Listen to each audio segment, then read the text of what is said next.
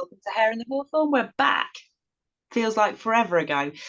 Me and Neil have been quite busy in between times, and one of those things that have been keeping us busy is something that we want to talk to you about a bit later on in this episode, and that is the Mysterious Earth Conference, which we both had the pleasure of doing a double act, if you like, on gnomes. Neil's going to chat with you about that a little bit later on. But the first thing that's been on my mind that I'm really quite excited to look at and to start addressing is the Mexican alien.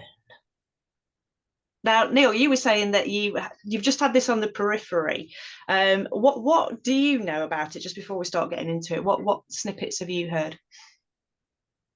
Well, like I say, it's one of those stories that you look at and you think, do I want to go down that little rabbit hole? Do I? I've got other things to do. So, I'm gonna grab your I, hand and drag you kicking and all right, all screaming right, down all right, that all right, rabbit all hole. right, all right.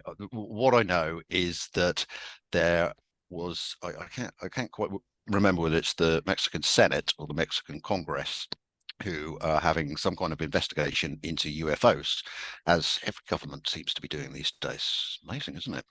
Mm. And as part of that investigation, a journalist who, who I can't remember the name of, presented two potentially alien, at least non-human, humanoids, fossilized remains. And he'd had DNA taken from it, and it'd been radiocarbon dated to about 1,000 years old. Radiocarbon dating for that sort of age is usually pretty accurate, to within half a century. And the DNA supposedly showed that this is an unknown humanoid entity. Yes. So And that so that's about it. Shall I show the picture? yeah, please do. Yeah, let's have a look. Right, This here we is go. technology at its finest. Here we go. Here we go. Here we go. Oh, ta-da! There we go. There we go. So there it is. There's a little close up. I'll come down to. So there you go. It's a very, does it look like a grey? Does it look like E.T.? Spielberg's E.T. with that little body. It's about 3 foot tall. It's. I don't even think they're 3 foot tall, are they? I think they're quite a bit smaller. I saw a picture of somebody picking them up, and the actual torso fit sort of there Right. in the hand. So it was kind of they could pick pretty much the entire torso area up when they moved it. So they are diminutive. Yes. Yeah. Okay. I should have shown the box. I mean, when they presented it to the Congress, there's two of them, and they were in like caskets. Yes. I haven't got that photo to show, but this is here he is in the casket. I'm saying it is in the casket. Um, let's just have a look at the close up, which is, oh, I shouldn't be laughing, but so there he is. And you can see, just think about your grey alien type. Yeah, yeah, it kind of resembles that. So there you go. That's about all I know. And the two things I was thinking of were one, I need to get in touch with Joshua Cutchin to see what he Yes. thinks, because that would Yes. be that I think he would have some very incisive thoughts on Yep. this. And second, that it's I don't think it's real. Okay. Obviously, Well, we'll obvious. get. Hold on. We, Obviously, I don't. Hold on. Before you go on, obviously, I don't think it's real. But the fact that it's being presented to national government in Mexico, a Congress investigation, why ever would they do it? That would be my question. What's the agenda? What's the narrative? That's about as far as my thoughts have gone on this, Kate. So off you go.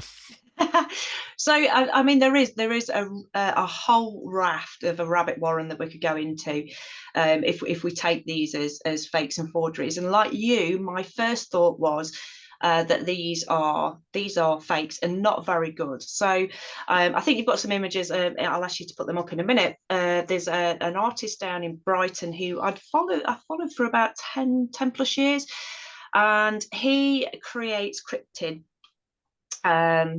mummified cryptid, and he created this whole world around them, which is a traveling museum. This is one of his fairy ones.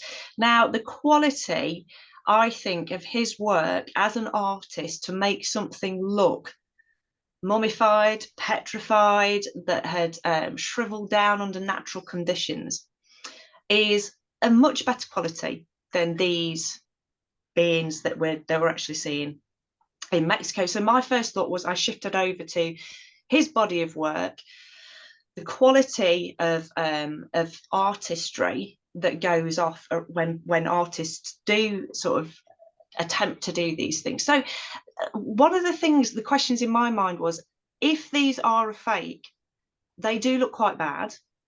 Why are they quite bad? Now, I did a bit of digging. Into these finds, and they were found in diatom mines, which is diatomaceous earth mines, where they dig up its fossilized algae.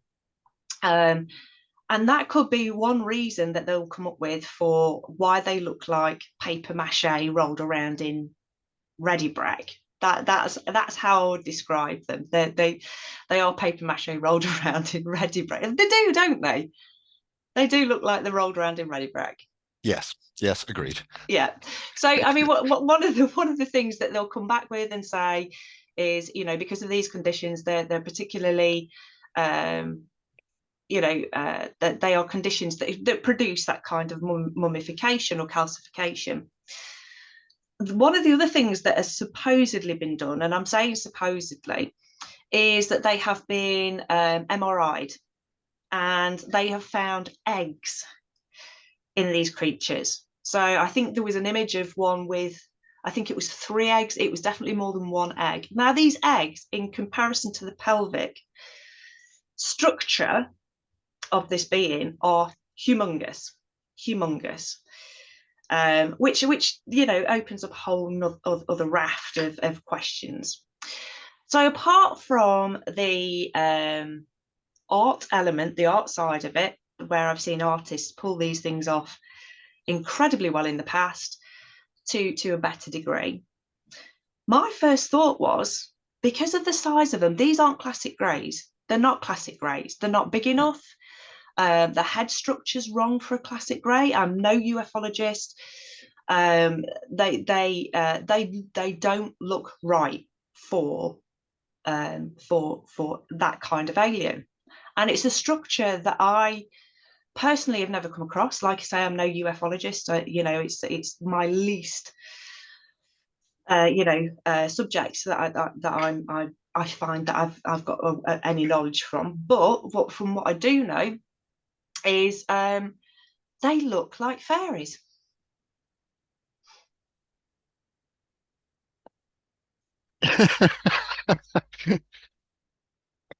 Yeah. No. Listen. Okay. Yeah. Okay. Hold on. Is this the time to put fruit on the screen? Yes. Yeah.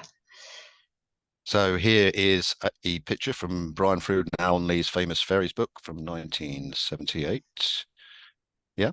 Seamless. Okay, so if we take one of these, say the little green guy up in the top left-hand corner with the red cap on, he's a good example. So we have this, the shape of the head going up into a point.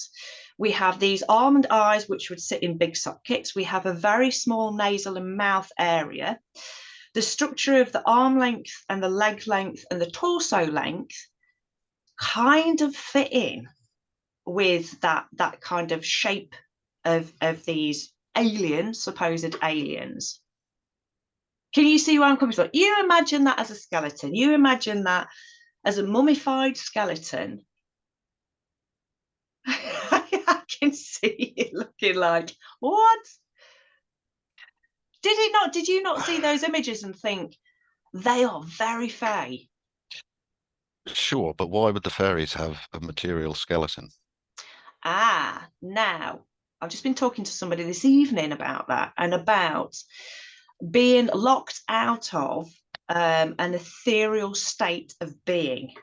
Yeah. And is that something that's a possibility where this is one idea. So ethereal beings can, for whatever reason, be either shocked out of their state of being ethereal, that they get suspended within a material world and become material. That's one theory that I thought about and thought, oh, that might be a good way to explore. The other one is if that fairies did exist and coexisted with human beings, not as extraterrestrials, but not even interterrestrials, but as a race amongst humans. So that would be one thing. I mean, there's a whole raft of theories about giants and discovery of giant humanoid bones that have been sort of brushed under the carpet by governments, etc. Could it be that this is Just as you say that, the Nephilim, obviously. yes, of Not course, not fields of the behind Nephilim, you. the biblical Nephilim. The Nephilim, yeah, exactly. So I mean, could it be that these are like um, another race that ran alongside us? It's a good question. The other thing is when petrification occurs, and depending on how quick it occurs, could it be that what it's actually done is it's coated like an ethereal ghost of this being? Has it captured within that very specific mix of chemicals, has it captured this image of this thing? Okay, you're starting to talk my language now, Kate, because when you're talking about races of fairies knocking about hundreds and thousands of years ago, no, I just can't go with it. In some ways, it's a very old-fashioned sort of anthropological uh, outlook, which they usually would use, or a race of pygmies, and they were the fairies that became encapsulated within folklore in later centuries, long after they'd actually disappeared, the pygmy race. But there's zero proof for that, so that's just I don't think that's right. Um, it, I've always come from the point of view that whatever the fairies are, wherever standalone reality they may or may not exist in, they are, whatever word you want to use, ethereal, non-material. They do not have physical substance. But they But have to, but they have to. hold on. I haven't finished yet, young lady. Sorry. But that immateriality evidently can interact with physical reality, because people, the thousands of experience reports, there you go, a human being with their consciousness is interacting with something that is non-material, and sometimes there will be tactility about it, sometimes there will be touch, sometimes there will be remnants of that interaction, but that interaction is totally reliant on our consciousness, which itself is non-material. Our consciousness is not material. It is primary to physicality. And that is how we're interacting with them. So that everything in effect is non-material until you start to get tactility, things left behind, and remnants such as these fossils. Now, the second point you were making sounds to me instinctively much more realistic. They've been physically codified Mm-hmm. into physical reality, as you say, a ghost, a shell, a copy of what they actually are. And the conditions down the mine with the algae may have been particularly precipitous for this to happen, and there may be other environmental conditions and places where this is made possible. They've been, yeah. I need to come up with a proper sort of terminology for it, but you know what I mean when I'm saying if a non-material entity has been physically coded and ghosted, captured, cloned. No, don't use the word clone. Just a copy of what it actually is in a non-material reality. Does that make sense? Yeah, definitely. Definitely. I beg to differ though about the material nature of Fae though. I do believe that they can manipulate the frequencies within the material realm. And I mean, you know, historically from folklore tales that these things would help out with household chores, that they would touch and interact with people, that they would give human beings medicines that were very material. You know, all those things take a physicality and do take quite a dense physicality to be able to carry out those things. And I actually think one of my beliefs is that over the last 100 years through the Industrial Revolution, that they have chosen not to come into the material density for any prolonged period of time. And I do believe that there is an interaction with the consciousness, because our consciousness is our lighter frequency, isn't it? It's not heavy dense frequency that we have of our material body, and that's how we communicate with them the most.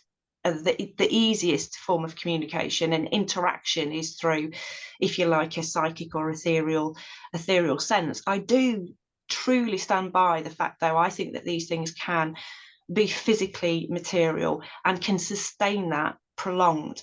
And I do think it's a choice. And I think when you look back to when we were living in an age where you know, we didn't have these big industries that were, you know, disrespectful to the land and disrespectful to ourselves as a human race, that our relationship in folklore was very, very different to the fairies and the fae. You know, they would rock up as handsome men. You know, they weren't diminutive, or they would shapeshift, but they were material. I mean, if you look at stories about selkies, you know, and these women, these fae women that would disregard their seal clothing, would marry human men for a prolonged period of time, enough to sustain a family and have children and watch those children grow. You know, those kind of stories don't smack to me that these are just immaterial and ethereal beings. You know, they have to have an ability to be able to sustain this 3D density. To a certain extent. Yeah, yeah, you know, remember, as soon as you're dealing with the folklore, you've got to deal with the overlays of allegory Yes. and storytelling, Yes. which you know, you can't take them prima facie. But there's a lot of anecdotal folklore, Yes. which tends to be much closer to modern experiences, where there are these types of interaction. You know, there's no allegory, there's no philosophical overlay. It's just, oh well, this happened, and you know, I had a brownie cleaning up. But yeah, I saw it. I used to hang out at my house cleaning the house. Have you heard anyone, in terms of the Mexican entities, have you heard of anyone describing them as anything except aliens? No. It seems to be, it's true, they're aliens, or yeah, they're fake, and Exactly. we Nobody's don't have anything exploring the else. Yeah. possibilities. One of the things that triggered this conversation tonight for me was there was a podcast, and it was somebody I was discussing the podcast with. I haven't seen it myself, but they referred to the aliens as other. Now that triggered because they didn't refer to them in this podcast as aliens. And it triggered my thought process of interterrestrial, so that they are of this earth and of this world. But the word other for me and fae is synonymous. You know, fairies to me means other. It means anything within a realm of supernatural, or realm without, you know, without those borders. And that started me thinking about, are these fairies because they are the other? But no, I've not come across anybody discuss them in. I mean, if you look at Froude's work, I mean, when he gets into, especially his more sort of pixie-esque, like the being that we have there on the toadstool, there is an element of alien within that. You know, you have these very black almondy eyes, usually, you know, very, very small nose, sort of heart-shaped face to them. You know, and who knows what goes off at the back of a fairy's head, you know, how far back it goes. Who knows?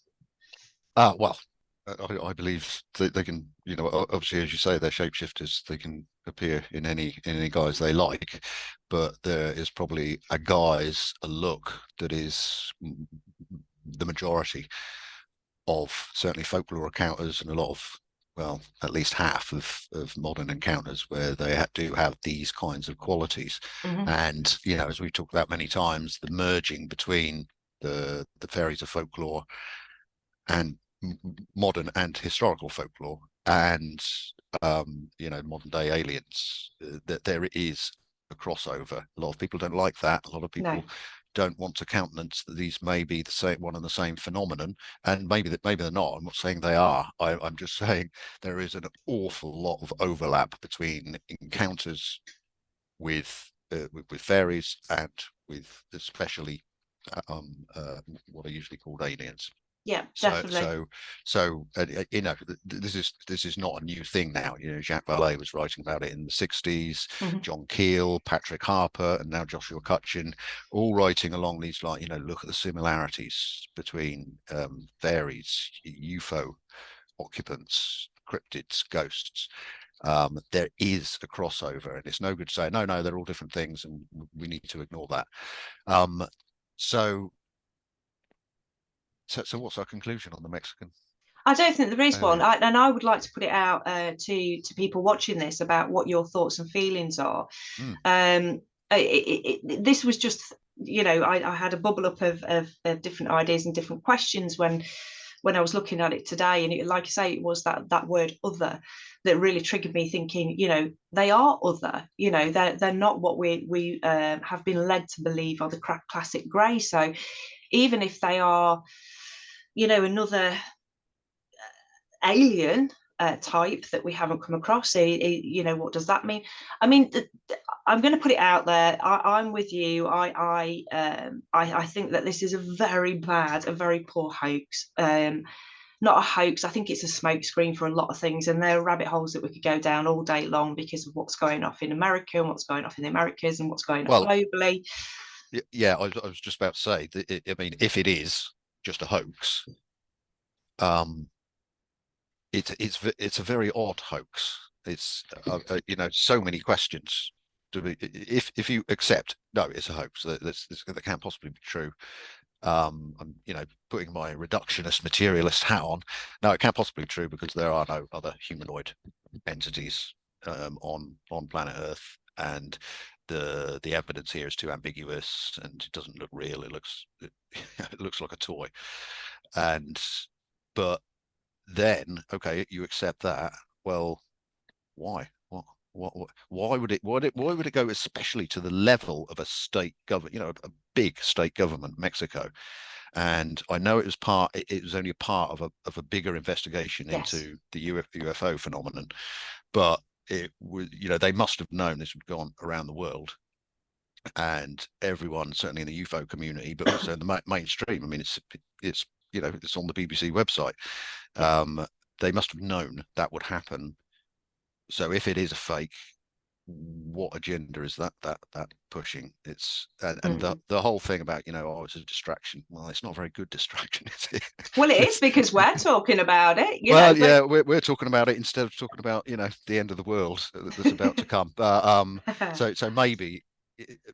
But you see what I mean? There's something I don't pretend I'm as you can tell I'm rambling, so I don't have any kind of answers for what their agenda might be. But I it's think I think one of odd. the agendas is, and it's very much like the button moon, Mr. Spoon incident with India going up to the moon, and it's about showing prowess, isn't it? It's about showing, if you're a country like Mexico and you've got America saying, yeah, not only do we have evidence of extraterrestrials and extraterrestrial technology, but we've also been communicating with these beings for X amount of years, and then Mexico turn around and say, us too. You know, we have evidence and whatnot, and it's like a prowess of, oh, I've got alien mates too. You know, we can get hold of that technology. You know, Yeah, we hold on to these things that have got DNA that nobody else in the world has found this DNA.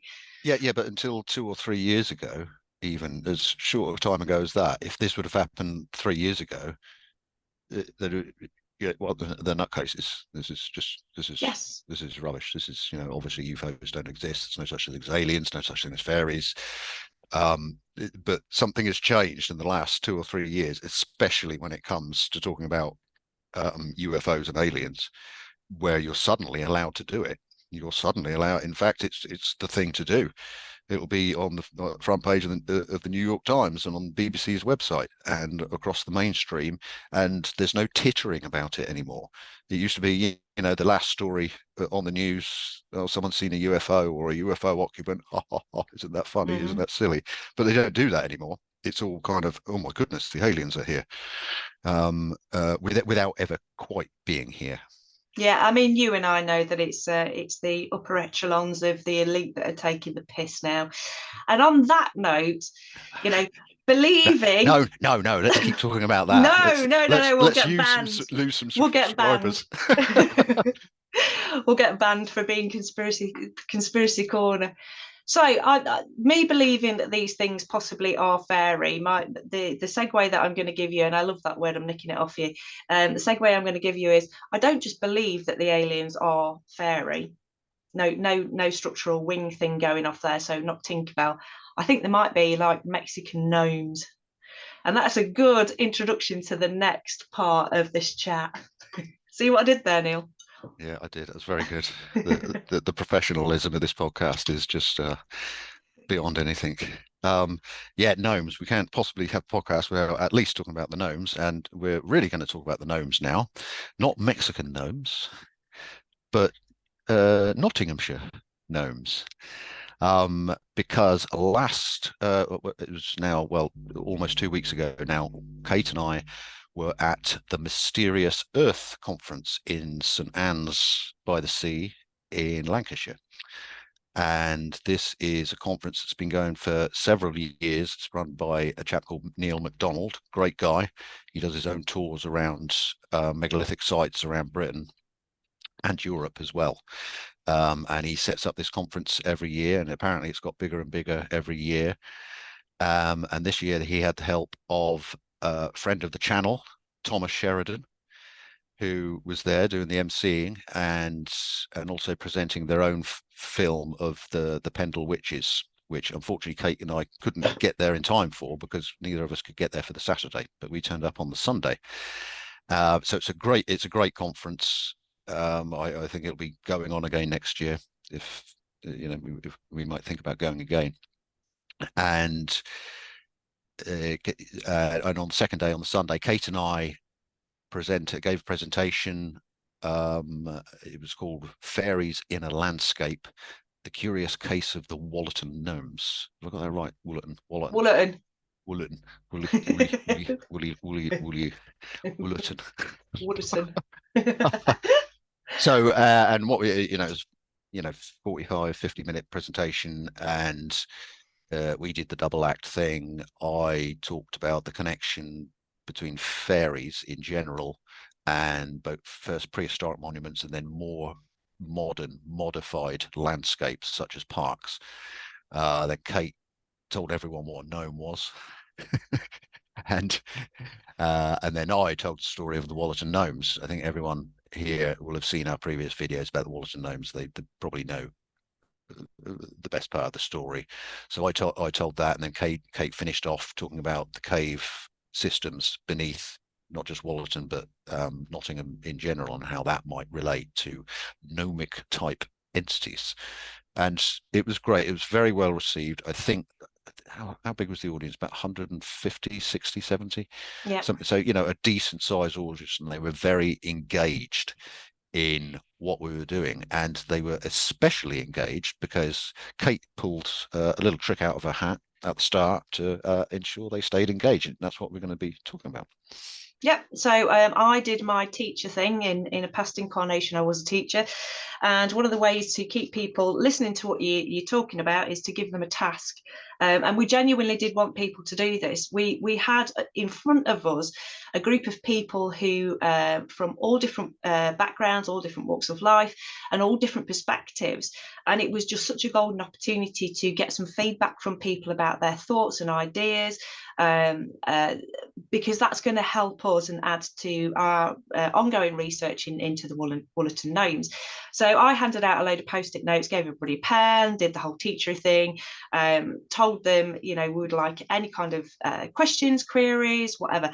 I kind of was expecting, a few, maybe half a dozen, where people, scribble something down.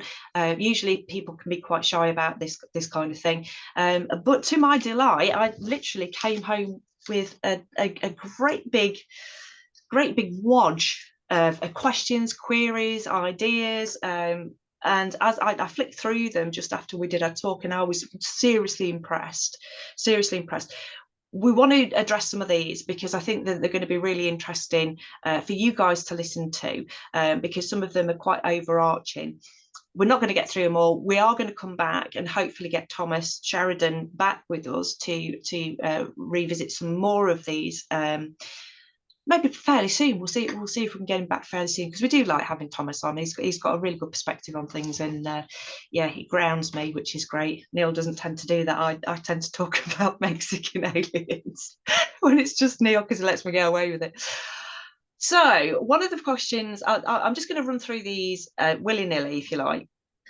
And there's three on this one. So obviously we were talking about names, and one of the things that I said was, in my mind, I felt like specifically garden gnomes, when we get the either resin or concrete garden gnomes that we have sitting in our garden, that they're almost like gargoyles. They're almost that they keep at bay any kind of any other negative energies from the Fae realm from coming in.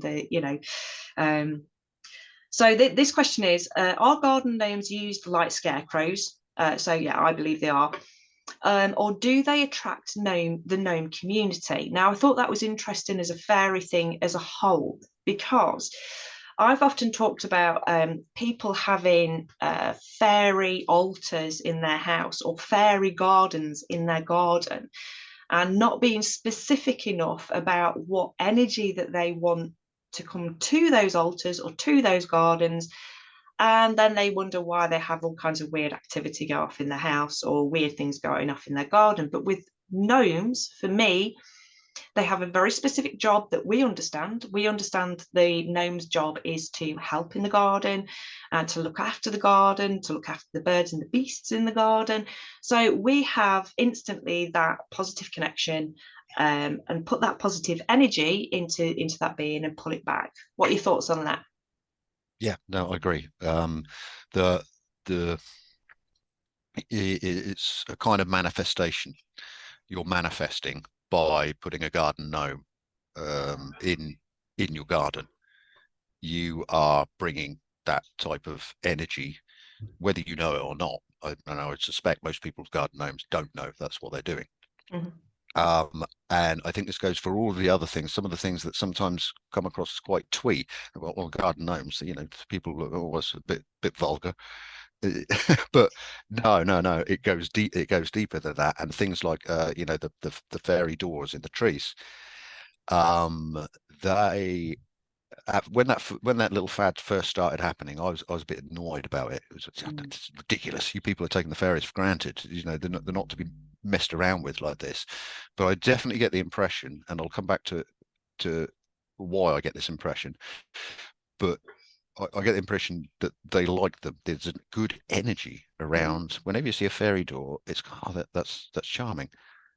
And I think that kind of energy will attract potentially the real fairies wherever they are and whatever they are. Mm. And I know I've talked about this briefly before, but I have a park local to me, about 30-minute walk away from me, called Vale Park, that overlooks the River Mersey. And not a big park, but quite an ancient park, some ancient trees. and the guy who looks after it in the lodge house, he's obviously a very good wood carver, very, very skillful. And he's made kind of fairy houses, and not just, it's not just fairy doors, and these are really beautifully created fairy, and he's put some, little gnomes in there, sometimes quite fruity and little fairies, and I'm thinking that's lovely. And the Mm. children are just mad for it. The little kids, they just, it's like a magical little part of the park. And again, the first time, 5 years ago, the first time I visited, it was like, I'm not sure about this. Mm. This all looks a bit naff. What are you doing? You're messing around with energies you don't understand. But actually, over the past 5 years, when I visited this park, the energy has always been calm in a very naturalistic way. It's as though what he's done is complementing the natural environment around him, and I think that's very attractive for whatever we want to call these non-human intelligent entities, Mm. whether you call them gnomes, fairies, or undines, or salamanders, to go with Paracelsus's um, four-part description. Wherever you want to, whether you come from nature spirits or folkloric fairies, or the modern conceptions of what they might be, I think these places definitely do attract if done in the right spirit. Definitely, and I think people with gnomes in their garden, going back to that, the original, I think people subconsciously do it. There's a subconscious, there's something within, especially within Europeans, there is that just understanding without knowing how you understand it, that gnomes are there to help in the Mm. garden, and there has been a massive renaissance over probably the last 10 years in garden gnomes, where it's not naff anymore. It's, we see places like Asda, and I'm not advertising it, selling those garish great big ones, and I had a couple, I had a couple of these things. I thought they were absolutely brilliant. So that's one question, we'll leave that there. So the next question is from the same person, and I actually think we're only going to get through these three, because maybe a couple more. Do fairies react to different sound frequencies? You can start that one off, Neil. That is a good question. I wish I'd had a bit more time to think about it Off the in terms cuff. of an answer. It's Do always off they? the cuff. Um, Perhaps. Over to you. I'm I'm just trying to think of some examples where that might have been the case. This is a kind of reverse example that I like, that Thomas Sheridan told us about West Kennet Longbarrow, when he went in with a guitar tuner, Yes. and it automatically changed the frequency of the guitar tuner. That's now, was he attracting the fairies? He never had a fairy encounter. It was just that weird experience with the guitar tuner. But maybe if he'd gone a bit further, if he'd have been in a slightly different state of consciousness, there would have been a fairy encounter because of whatever. But that's him measuring the sound. Yes. That question is actually asking if you can produce a sound that is more. So, I mean, the question is, do they react to different sound frequencies? And in my mind, the first thing that springs to mind is that the old folkloric thing about fairies don't like the sound of church bells, and that goes down to them being, having an element of iron in them. They don't like the clattering of iron against iron, so that there's that aspect of it. But the other thing is, I often wonder, are different fairies attracted to different music? So, I mean, we've spoke about this before, haven't we? And we've spoke about the lovely Coco Rosie, and the music they produce for me is the ultimate fairy music. I'm not one of these people who think that fairies now listen to violins and cellos and whatever else. So, if we take it that these are ethereal beings, that they're resonating within in a frequency level that's not dense, then I do think that, people singing or different harmonics are going to kind of pique their interest, because it would touch them in a very different way. When you listen to some music and it gives you chills, Hmm. that has got to go through your dense body. That has got to go through the density of who you are, to be able to hit that emotional level. You know, we could be picking it up outside you know, I'm not going to go too woo-woo with this. But if fairy, oh, well, it's a woo-woo subject, isn't it? But if fairies are ethereal, then they're not going to have any blockage Mm. between the frequency of music and their existence. They will possibly be existing in frequencies, both visual and sound, that we cannot see, we except with Yes. special instrumentation. So that's out, the David Icke thing about being outside, such a big thing outside the electromagnetic spectrum. Basically anything is possible Yes. because we're hardly seeing or hearing anything, whereas they are potentially hearing much more than us. Just one thing that's come to my mind there, as viewers will probably know, heard me talking about my Charles Bonnet syndrome, and though that is the opportunity that I get to, well, interact with fairy type beings on a relatively regular basis. And what you said, that I've never really thought about this before, but I usually have classical music playing on the radio all day. But occasionally, of a night, I'll put on the music that I really like, which is sort of progressive rock from the early 1970s, or some industrial metal by Fields of the Nephilim. You know what I mean? Mm. That sort of thing. When I've got that music on, it's never happened. But it happens frequently where the classic, low level music, just background music, quite beautiful music, that's when it happens. It's never happened when I've had Mm. more sort of, guitar, bass, drum sort of music. Mm-hmm. So it, yeah. So from my own personal experience, perhaps what is going on in the audio background is more important. I haven't heard many people talk about this, to be honest. Mm. I mean, you'll get the thing, oh, you'll hear bells before a Yes. fairy encounter, this sort of thing. But this I can't think at the top of my head of anyone who's gone into real detail about the the combination between fairy experiences and sound. I mean, it's definitely something that's picked up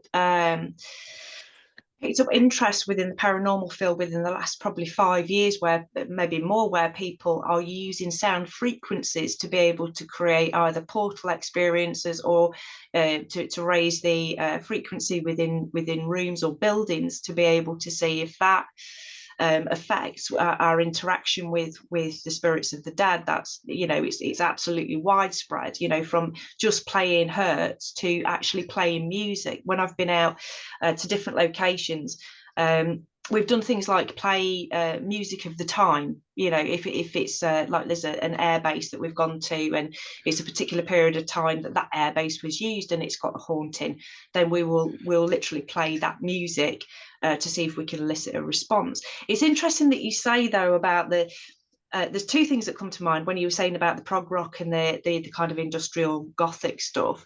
And the first thing is both those genres don't use acoustic, so natural, if you more natural instruments. They use Mm. you know, they go through amps, it's Yep. electronic, Yep. etc. So those frequencies are very, very different when you're distorting sound through electricity. So that's one element to it.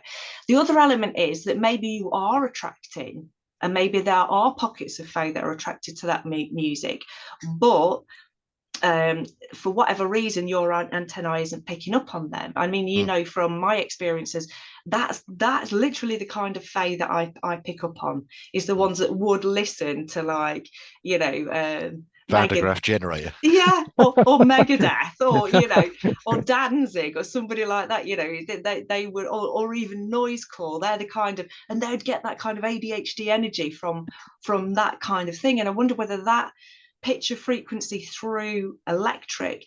And it's interesting because I was listening to somebody talk couple of weeks ago, and it was one of those drift in, drift out, but it's kind of one bit stuck in my brain, where they were saying that when we listen to audio through digital, it's actually not the frequency that we would hear it as at all if we were listening to it live. We Mm. lose something. There's something mutated. There's something Yep. very much changed, so we don't get the effects from it, which is another interesting aspect. Yep. Okay, shall I go on to the Ne next one? Next question. Next, does Does weather, time of day, play a role in their appearance? So does the time of day, the weather, um, play a role in their appearance? So us Um, being able to see them. it can do. I mean, lots of people, myself included, have talked about liminal states. That's a liminal state of consciousness, but also a liminal state of time in the environment, and that can be on a daily basis at dawn and dusk, especially, and on an annual basis at special times of the year when there's a switch, such as equinoxes and solstices. Yeah. Um, and I would suggest that is quite important. It's not essential, but I would say those liminal periods or special periods have the potential to alter your state of consciousness to a state where you are able or potentially able to perceive what you are not normally able to perceive, in this case fairy type entities. So yes, again, sorry to go back to my own personal experience with the Charles Bonnet syndrome, but it's always dark. It's always after some sunset, Mhm. so it might not be pitch dark outside, but it's always dark. And I'll have the lights on inside, but the point is the environment around me is dark, and it always happens then. It's never happened in In the daylight. day. Now that's, Mm. am I attracting a particular type who only come around after sunset? I don't know, but it's and thinking of in a broader way to something like the Fairy Census by the Fairy Investigation Society census by Simon Young. You're looking at, out of those 500 that we have so far, there's at least a sizable minority which will talk about either special times of the year or more commonly dawn or dusk. Yes. It's dawn or dusk, and this has happened. That's not, like I say, a sizable minority. So yes, I think it is incredibly important. And in terms of just weather, um, potentially a thunderstorm, potentially an electrified atmosphere could, I can think of a few stories, certainly from the folklore, which are reliant on thunderstorms, and so that that, that's another potential. So in general, yes, but it's not essential. It's interesting, isn't it? Because when reading the census, people automatically will mention very, very briefly about what the weather was, the clarity, Yeah, and it's very rare that you get somebody say it was, it was thick fog or it was lashing down with rain, and it makes me think whether when we talk about having a brain state sort of where your brain waves are when you're having these encounters, if you're in a rainstorm and you're out and about, you are mono focused in just getting somewhere dry, getting somewhere warm, getting home. So you kind of your periphery vision switched off, your brain's actively moving you forward. You're not in that very relaxed state. So when people do talk about it, I think it's interesting that a lot of the time it's a fairly warm day. It's not freezing cold. It's not lashing down with rain. It's fairly good visibility. If it's not sunny, then it's kind of it's not too overcast. It'd be interesting to find how many in the census have occurred on days where there's really bad weather, really, mm, really bad weather, and whether that affects our ability to be able to tune in, yeah, because we're too interested in getting out of that weather. yeah. I think that's possible. More research is needed to answer that question Definitely, definitely. completely. Right, I think we're going to leave that there. Yeah, I've just read another one. I think we're going to leave that there because we could keep on going with this, but I do want to revisit some of these if that's okay with you, Neil. And like I say, we'll get Thomas back. Oh, come on, do one more. You want one more? Okay, this one's right up your street. It's dead straightforward. If it's subjective, do you see what you project from within? So, do you see fairies from your own standpoint? Um, well, yes. to a certain extent. Are you predisposed to see a non-human intelligent entity as you would expect? So the first fairy I saw was years after I was very well acquainted with Brian Froude's work, with what folkloric fairies were supposed to look like. If I'd have been really into the UFO phenomenon, would I have seen a grey? I think that is definitely an element of being predisposed within your own consciousness to seeing something which, if we saw it in its raw reality, you might not even understand it. You might not even know it were there, or you might just see a light form. Or but as soon as it interacts with human consciousness, it's interacting with individual subjective human consciousness, and therefore that human consciousness has to have an effect on what you see. Mhm. In some ways, that could be applied to physical reality as well. But if it's something non which is usually out of non if it's something that is usually outside of physical reality, then you are going to interpret it in alignment with your own subjective cultural and psychological upbringing. Yeah, I mean, there's two elements to that I want to bring in, and one of them, if there's two or more people who are seeing the same entity, one or two things happen. They will see exactly the same entity. I think I've got an idea of why that happens, or they see something different, completely different, or slightly different to each other. When as we know from the Woolerton account, where there are slight differences in how the children perceive, and they're only very slight, how they perceive the gnomes. So one question is, if there is a group of people who have an encounter with a fairy and they see something that is the same, does it mean that one person's unconscious interaction with that being takes the lead, so they take that form, which Yeah, is usually something which is palatable to the rest of their peer group around them? yeah, And when people perceive them differently, does that mean that we have uh, very strong characters who have a very strong idea about how to perceive them?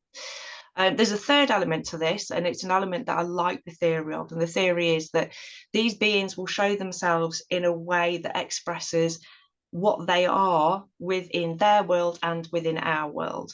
yeah. So they will wear clothing that's reflective. They will show themselves, which is reflective.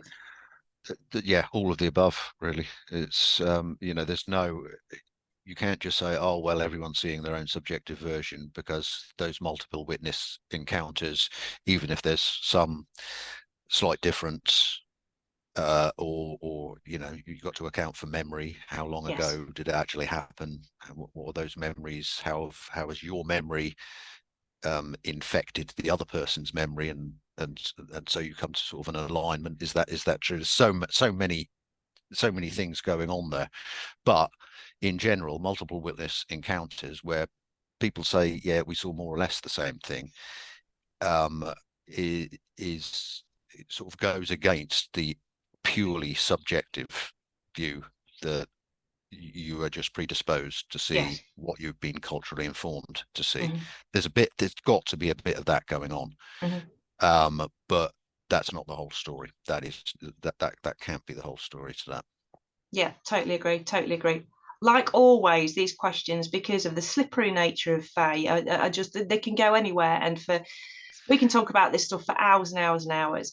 While we're on the subject, if anybody who's watching has any questions, any queries, or anything that they think we would blunder through in a discussion of, please drop in the comments. I know we're not particularly tech savvy and go through and sort of make comments on people's comments, but literally we read all of them, and I take personal delight in reading comments, because it's like there's people watching and there's people wanting to interact. So we do appreciate everybody's comments, and people who get in contact with us as well on social media is always really nice to find out. And we did find out when we did the Mysterious Earth conference that it's like, oh, there's real human beings that see us, that watch us on this, because we bumped into quite a few people who said, I've seen you two on YouTube. It's like, we're celebrities.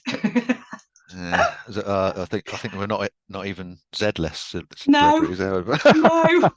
We're kind of minus, minus, minus, minus the alphabet Yeah. celebrities, are we? But it is always nice to know that people are enjoying it, and we do love your feedback and whatnot. Before we sign off, I do want to sort of point out that I have a Paranormal New Zealand T-shirt. You may have spotted it, and that the weekend that we did the Mysterious Earth conference, I was on the Saturday giving a talk about the Woollerton gnomes as well at Parameet, which is a fantastic, very very early doors second conference that's happened. It's a weekend. Absolutely lovely, lovely people from the paranormal world turn up for that, and it's always a joy to spend the weekend with them.